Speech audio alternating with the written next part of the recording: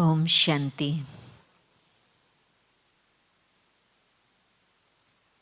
जिस समय अव्यक्त बाप दादा के योग के ड्रिल के लिए महावाक्य सुन रहे थे कि समय को देख करके अब हमें क्या करना है, हमें फरिश्ता रूप धारण करना है, तो ये बिल्कुल मन में बात लग गई। क्योंकि आजकल कुछ दिनों से वीकेंड से लेके आप लोगों को ये समाचार तो पता चला ही है कि एक बहुत ज़बरदस्त युद्ध शुरू हो गई है। एक युद्ध का तो हम यूक्रेन रशिया की बातें सुनते हैं, परंतु दूसरे युद्ध की भी कब तैयारी की किसको पता नहीं चला, परंतु गुप्त ही कितने हज़ारों की संख्या में 5,000 की संख्या में रॉकेट्स, एक छोटा सा स्थान है पैलेस्टाइन, वहाँ से उन्होंने रॉकेट्स चलाए इज़राइल के ऊपर। और कहानियाँ तो बहुत लंबी चौड़ी है, परंतु तुरंत ही फिर वहाँ के प्राइम मिनिस्टर ने कहा अभी तो युद्ध का समय शुरू हो गया। और वैसे तो कहाँ न कहाँ कुछ न कुछ घटनाएं होती ही रहती है, परंतु इस घटना में एक तरफ अमेरिका, दूसरी तरफ ईरान, और फिर और आगे क्या होता रहेगा। जो संसार की बातों को एनालाइज करते हैं, एक भाई जो इन बातों को जानता है वो मधुबन में आए हुए थे, अभी फिर विदाई लेके गए हैं। तो वो बता रहे थे कल कि बिल्कुल जो हमारे इन बातों को जानकर एनालाइज करते हैं वो हमें कह रहे हैं कि अभी कितने समय के अंदर हम कह नहीं सकते, परंतु यही विश्व युद्ध की शुरुआत हम देख रहे हैं।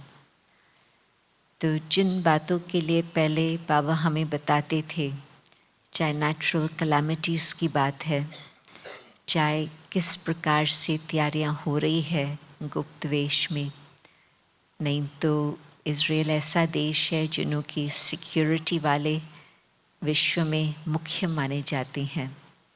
अमेरिका की CID से भी अधिक इन लोगों का जिस तरह से सारा जांच रहती है, हर प्रकार से इन्हों को ही माना जाता है, परंतु उनको पता भी नहीं चला कि किस तरह से कैसे उन्होंने इतनी तैयारियां की और यहाँ तक पहुँचे। परंतु वो एक तरफ बात जो समाचार की बात है, परंतु अपने पास ऊपर में इज़राइल का ग्रुप बैठा हुआ था। कुछ लोग तो सुन करके तुरंत निकल गए, तो उन्होंने अपनी फ़्लाइट्स पकड़ ली वापस जाने की, परंतु कईयों ने थोड़ा सोचा कि थोड़ा समय के बाद हम निकलेंगे, तो वो तो अभी तक वहाँ पहुँच नहीं पाएंगे क्योंकि फ़्लाइट्स आना जाना ही बंद हो गया। और जो वहाँ की बहन है निमित, वो हमें समाचार देती ही रहती है, वो अभी आबू में ही है। तो वो उसके पास जो यहाँ के लोग थे उन्हों के समाचार, जो गए हैं उन्हों का समाचार, जो वहाँ बैठे हैं उन्हों का भी समाचार तो आता ही रहता है। तो कोई कहती है कि कोई ऐसा परिवार नहीं होगा जिसका कोई न कोई किस न किस प्रकार से संबंधी को कुछ इफ़ेक्ट आया है, या तो शरीर छोड़ने की बात है, या तो कहाँ बहुत ज़ख्म होने की बात है, या तो कहाँ किडनैप होने की बात है। तो कहते कोई परिवार नहीं होगा जो इस बात से छूटा हो। और मधुबन की सेवाएं जो है किस तरह से बेहद की चलती, वो सीन याद आ रही है। क्योंकि मार्च महीने में या शायद अप्रैल के आदि में, उन दिनों में शशि बहन जी ने छुट्टी दी थी कि भले 12 का ग्रुप इज़राइल से विशेष आए, जो सारा सीज़न चला था उसके बाद ही, तो वो लोग ऊपर तो रहे परंतु नीचे भी यहाँ आते रहे। उनको इतनी प्राप्ति हुई जो वो वहाँ जा कर के उन्होंने बहुत बहुत सेवाएं की। और मैं उस देश में गई थी जुलाई मास में, तो जो व्यक्ति मुख्य निमित्त बना था सारे ग्रुप को बनाकर ले आने का, वो इतना मधुबन से प्रभावित होकर के गए, तो उसी ने ही सारा प्रोग्राम तैयार किया था। तो उसके भी कई संबंधी ने शरीर छोड़ा है, तो उसका भी समाचार बता रही थी। परंतु जिस समय जो कोई सेवा होती है उस घड़ी जो बाबा को कराना है, ये तो जब वो अप्रैल में आए मालूम नहीं था कि अभी ये बात होने वाली है। परंतु उस देश को तो कहेंगे ही कि सारा टाइम वॉर की अलर्ट पर ही चलता है। परंतु वो लोग इस बात से आदती हो गए हैं, कहते हैं कि ये तो चलता रहता, परंतु ये बात आदत से ज़्यादा ही बाहर है। परंतु जो मधुबन की सेवा थी, जो इन आत्माओं को अभी बल दे करके चला रही है, ये भी बाबा की कमाल है कि आप सबके द्वारा किस तरह से वो सेवाएं, उस समय मालूम नहीं होता है कि ये किस देश का है, ये भविष्य में क्या करेगा। आप तो सबको उसी दृष्टि से देखते हैं, ये बाबा के बच्चे हैं, बाबा के घर आए हैं। परंतु एक एक आत्मा द्वारा बाबा बहुत कुछ सेवाएं करा रहा है विश्व भर की। तो आप सभी को वो दुआएं भी मिल रही है। परंतु और आगे के लिए जो अव्यक्त बाबा का अभी जो ट्रैफिक कंट्रोल का सुना कि आप अपना फरिश्ता रूप धारण करके सेवा करो। मुझे याद आता कि लंदन में जब दादी पुलिस कार का या एम्बुलेंस का वो जो सायरन होता है ना, वो बजता सुनती थी, तो दादी पूछती थी कि आप लोगों ने ये सुना, आपने क्या किया उस समय? इग्नोर कर लिया या उस समय एक मिनट के लिए भी कोई भी किसको तकलीफ़ हो रही है, हम उनको जानते नहीं हैं, क्या हुआ वो भी हम जानते नहीं हैं, ज़रूरत नहीं है, परंतु वो एक मिनट के लिए भी हम यदि बाबा की याद के वाइब्रेशंस उन आत्माओं को पहुंचाएं तो उनको मदद मिल जाएंगी। तो ये तो एक आत्मा की बात नहीं, परंतु और ये भी नहीं कि एक देश की बात है, परंतु दूसरे देश का भी देखते हैं। जो दादी कहती थी कि आप दोनों तरफ को सहयोग दो, एक तरफ को दोष मत देना। तो ऐसे समय पर अभी हम फरिश्ता रूप से बाबा की याद से उन्हों को हम सबको, एक देश तो नहीं, सबके लिए हम वो योग का दान देवें, बाबा के एंजल रूप में मैसेंजर्स होकर, न सिर्फ इस स्थान के लिए परंतु विश्व भर में कितनी कॉन्फ्लिक्ट्स चल रही है। तो बाय चांस संडे के दिन वैसे भी दीदी मोइनी ने प्रोग्राम बनाया था ऊपर शांति स्तंभ पर योग कराने का, परंतु जैसे ही ये समाचार दिन भर आता रहा, फिर वो योग भी विश्व में विशेष शांति के लिए वो सब तरफ वो वेबकास्ट भी हुआ। तो उससे भी अनेकों को प्रेरणा मिली कि ऐसे समय पर हमको क्या करना चाहिए। परंतु और भी मैं सोचती हूँ कि अपने लिए हम अपनी स्थिति को कहाँ तक निर्भय बना रहे हैं, बन गई है, किस परसेंटेज तक हम बिल्कुल निर्भय बन गए हैं, वो देख करके उस स्थिति को बहुत ही मजबूत बनाना होगा। क्योंकि दूर बैठे हम समाचार सुनते हैं वो अलग होता, परंतु जब हमारे आँखों के सामने ऐसी बातें हो, उस समय हमारी स्थिति कैसे होंगी? क्या उस समय हम डर जाएंगे, हम घबरा जाएंगे, हम मूंझ जाएंगे, या उस समय जो अब से हमने तैयारी की है और अपनी स्थिति को बहुत ऊंचा बना करके अचल अडोल बना कर रखा होगा, तो उस समय फिर हम उन आत्माओं की सेवा कर सकेंगे। क्योंकि यदि हमारी स्थिति उस स्टेज की नहीं है तो फिर हमें मदद चाहिए, तो कौन होगा जो हमें उस घड़ी मदद करे। परंतु हम अपनी स्थिति द्वारा अनेक और आत्माओं को मदद कर सके, उसके लिए पहले तो इतनी निर्भय स्थिति, और दूसरा ऐसी स्थिति जिसमें हम फुल स्टॉप बिल्कुल लगाकर फिर बाबा की प्रेरणा को कैच करें कि इस समय बाबा क्या मेरे से चाहता। जैसे आप लोगों को अनुभव है, कभी टेलीफोन पर आप किससे बातचीत कर रहे हैं, परंतु कोई लाइन की गड़बड़ है, इंटरफेरेंस है, तो आपको वो कुछ समझ में नहीं आएंगी वो क्या कह रहे हैं।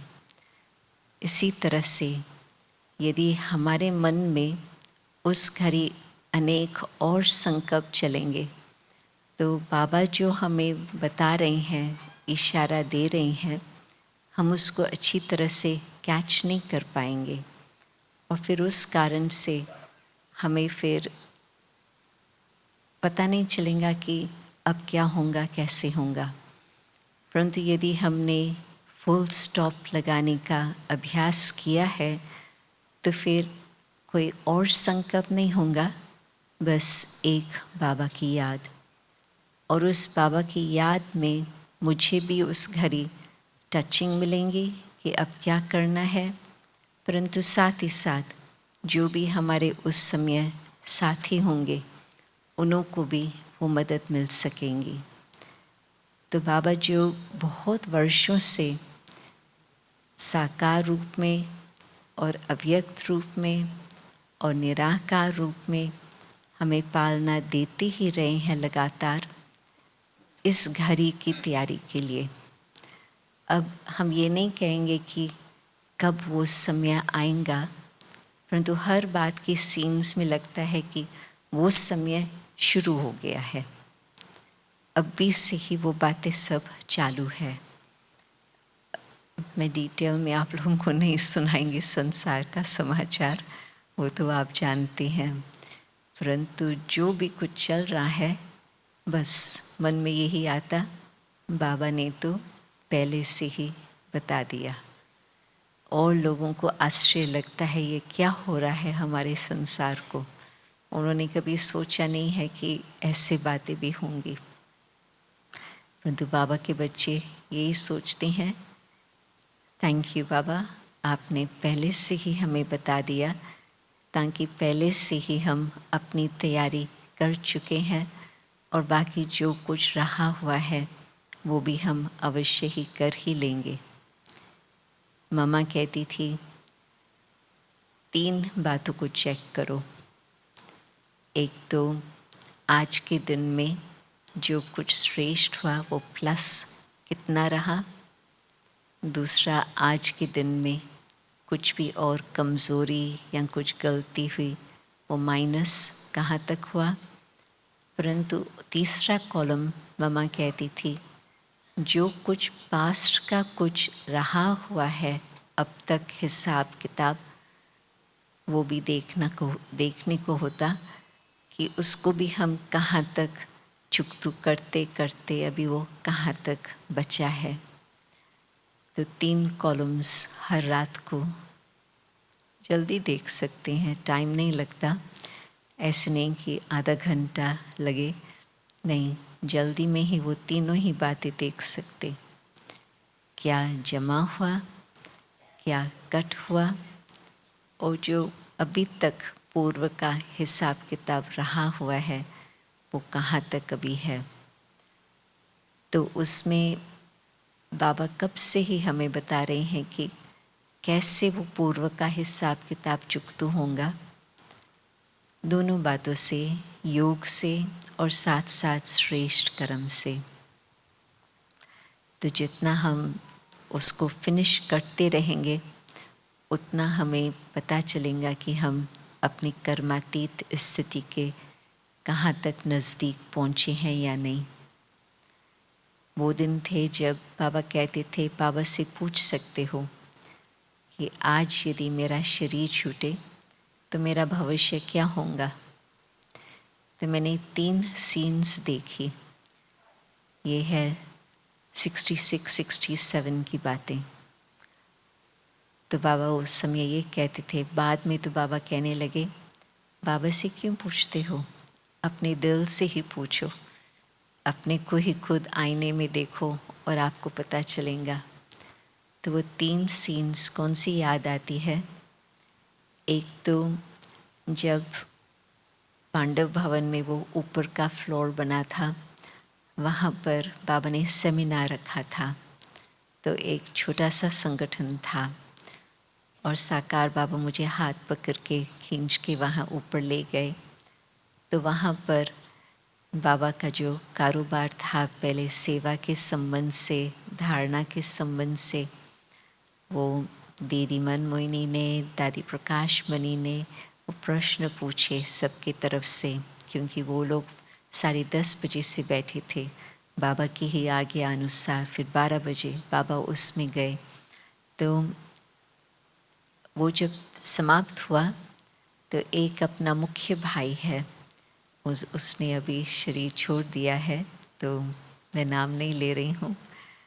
तो उस भाई ने बाबा से पूछा, बाबा आप कहते हैं कि मेरा भविष्य में क्या होगा, पद क्या होगा, तो आप मुझे बता सकते। तो उस भाई की भी हिम्मत थी जो सबके आगे पूछा।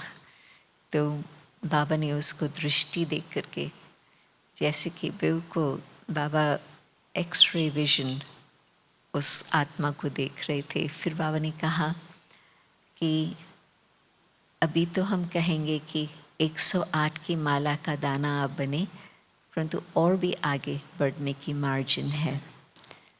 तो उस आत्मा को भी बहुत संतुष्टता थी कि यहाँ तक तो पहुँचे हैं, और भी आगे के लिए उमंग आया पुरुषार्थ का। फिर एक माता थी, वो भाई भी वास्तव में अपने परिवार में ही रहने वाले थे, परंतु सीनियर भाई थे सेवा में। फिर एक माता थी और वो भी घर में रहने वाली पुरुषार्थी आत्मा, सेवाधारी आत्मा थी। तो उसने भी यही प्रश्न पूछा, परंतु वो पूछा बाबा के कमरे में। बाबा शाम को गद्दी पर बैठे हैं और छोटा सा ग्रुप बाबा के साथ बैठे हैं। तो उस समय बाबा से पूछा, तो बाबा ने भी उसको दृष्टि देख करके यही कहा कि हाँ बच्ची 108 के माला में है, परंतु और भी आगे बढ़ सकती। तो तीसरा मैंने जो सीन देखा वो और भी इंटरेस्टिंग था। करीब 30 मधुबन निवासी होते थे और रात्रि क्लास में बाबा ने रात्रि क्लास समाप्त करके बाबा ने बिल्कुल फिनिश किया था। फिर एक बहुत छोटा सा आवाज़ पीछे से आया, बाबा मेरा पद क्या होगा। और बाबा उसको देख नहीं पा रहे थे, तो कहा खड़े हो जाओ। किसने बोला? और एक बूढ़ी सी माता थी पीछे बैठी हुई, वो खड़ी हो गई और बाबा ने उसको देख करके क्या बोला, बच्ची तुम स्वर्ग में तो आएंगी ज़रूर। क्या पद होगा बाबा ने नहीं बोला, क्योंकि बाबा किसको डिसहार्टन भी नहीं करने चाहते हैं। परंतु वो माता इतनी खुश, बाबा ने मुझे गारंटी दी है मैं स्वर्ग में आएंगे। तो उसका चेहरा ऐसा चमकने लगा, बहुत खुश। तो उससे मुझे एक और बात समझ में आई कि ड्रामा में जो हर आत्मा को पार्ट मिला हुआ है, और यदि वो अपनी सच्चे दिल से उस पार्ट को स्वीकार करके बजा रही हैं, हर आत्मा संतुष्ट है अपने पार्ट से। यदि अभी ही अपने मन को इतना, बस बाबा के ये महावाक्य सुनकर तुम स्वर्ग में आएंगे ज़रूर।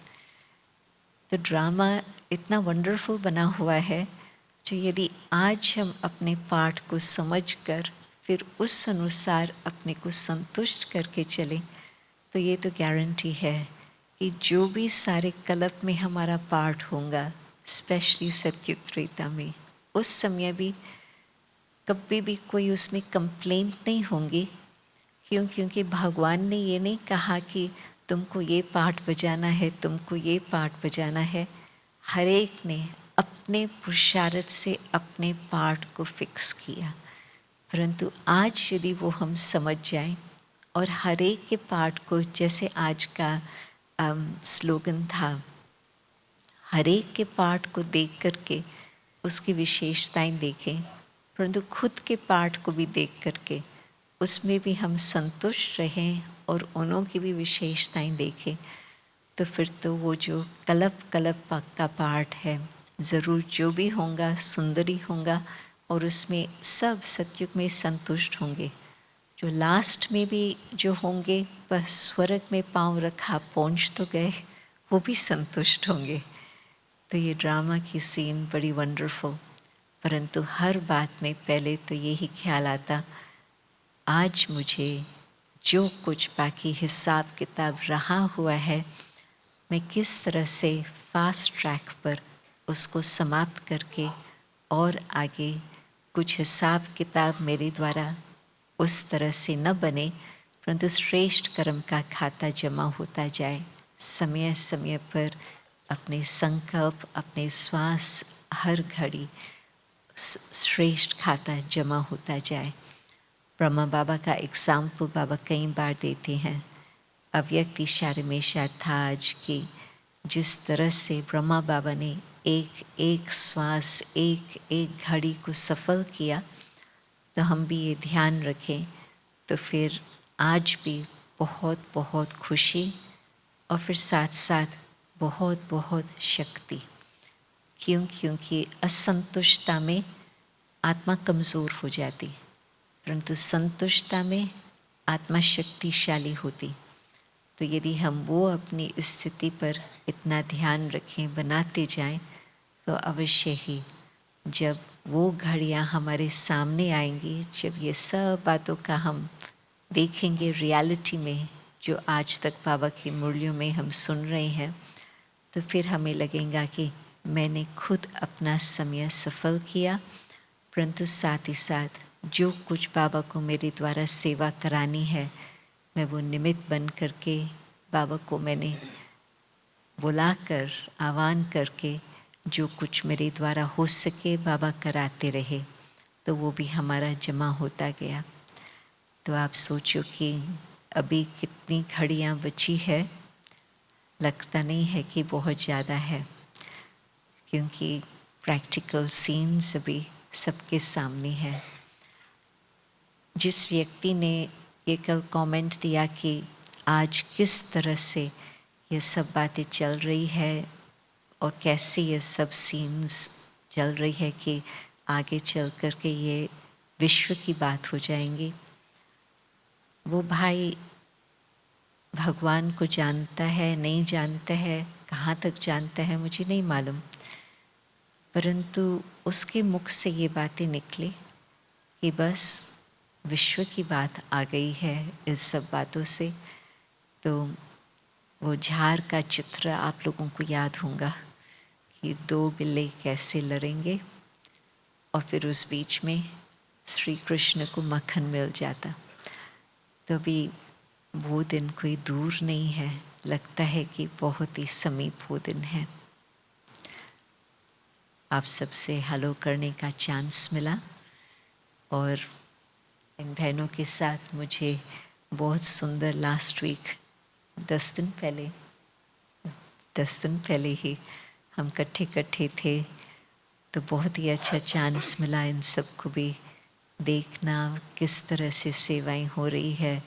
वो तो सेवा का तो बहनें बताएंगी, परंतु सचमुच भारत में जिस प्रकार से विस्तार है, जिस प्रकार से बिल्कुल वीआईपी लोग बाबा के कार्य की महिमा करते हैं, बहनों की महिमा करते हैं, और जिस तरह से इतनी बेहद के क्लासेस और आस्थान बने हैं। सचमुच बाबा की सेवा तो बिल्कुल टॉप तक भी है, परंतु सारे ग्राउंड लेवल पर, ग्रास रूट्स जिसको कहते हैं, समाज की भी सेवा बहुत बहुत हो चुकी है। तो सेवा के हिसाब से भी लगता है कि बस समय की घड़ी बहुत फास्ट आगे बढ़ती जा रही है। ओम शांति। ओम शांति। हमारी मंचासीन परम श्रद्धेय जयंती दीदी, आशा दीदी, सविता दीदी, अभी हमने सबने बहुत अच्छी तरह से समय की पहचान मिली हमको कि क्या समय चल रहा है और कैसे सेवाएं चल रही हैं, और वर्तमान समय हमें किस सेवा की बहुत बहुत आवश्यकता है। तो मैं तो देखती हूँ वर्तमान समय जो भी परिस्थितियाँ अब भविष्य में सामने आने वाली हैं और जितना तीव्र गति से आने वाली है, बाबा ने तो कहा हुआ है पांचों तत्व, पांचों विकार, इविल सोल्स, सब कुछ फुल फोर्स में अपना काम करेंगे। जब इस तरह से बातें होंगी, युद्ध होंगे, तो जो आत्माएं शरीर छोड़ेंगी थोक में, वो सब भी क्या करेंगे। तो ये सब परिस्थितियां तो आनी ही हैं, लेकिन हमारी अपनी स्थिति वही हमारी सबसे बड़ी मददगार होगी। बाबा की मदद भी हम तभी ले सकेंगे जब हमारी अपनी स्थिति इतनी मन अंदर से विपरीत परिस्थिति में भी बहुत शांत और स्टेबल रह सकेगा। जैसे हमारी दादी जानकी जी ने अपने मन को ट्रेंड करके कितना मोस्ट स्टेबल, शांत कर लिया था। मौन रखना, मन को शांत करना बहुत बड़ी बात है। बोल लेना, कर लेना वो तो आसान है, लेकिन कैसी भी परिस्थिति हो उसमें मन शांत रहे, कोई ऐसा संकल्प ना चले, ना नेगेटिव, ना वेस्ट, न कोई विकारी संकल्प, कोई संकल्प नहीं। बहुत शुद्ध, शांत, स्थिर, शक्तिशाली संकल्प हो। ये स्थिति अपनी बनाना, उसी से ही हमारे अंदर साइलेंस पावर जमा होगी। और बाबा ने तो बहुत पहले से कहा है, silence power will win over science power. तो वो साइलेंस पावर तो आप सब मधुबन वासी बहुत अपने अंदर जमा करते रहते हैं, और यहाँ तो सतत तपस्या होती ही रहती है। और मधुबन को तो बाबा हमेशा कहते लाइट हाउस है। यहाँ से वो लाइट की किरणें, वाइब्रेशन पूरे विश्व तक पहुँचते हैं और सारे विश्व को शांति, आनंद, प्यार, शक्ति, सहयोग, या जैसे हमारी दीदी जयंती दीदी बता रही थी, यहाँ से जो सेवा लेकर जाते हैं वो कितना बाहर जाकर सेवाएं करते हैं। तो यहाँ से तो बहुत सेवाएं हो रही हैं। क्या न हम आप सबकी महिमा करें। आप तन से, मन से, हर प्रकार से सभी की बहुत दिल से सेवा करते हैं। तो आप सबको भी ऐसा शुद्ध, शांत, शक्तिशाली वातावरण बना कर रखने के लिए बहुत बहुत बधाई हो, मुबारक हो, मुबारक हो। ओम शांति। ओम शांति।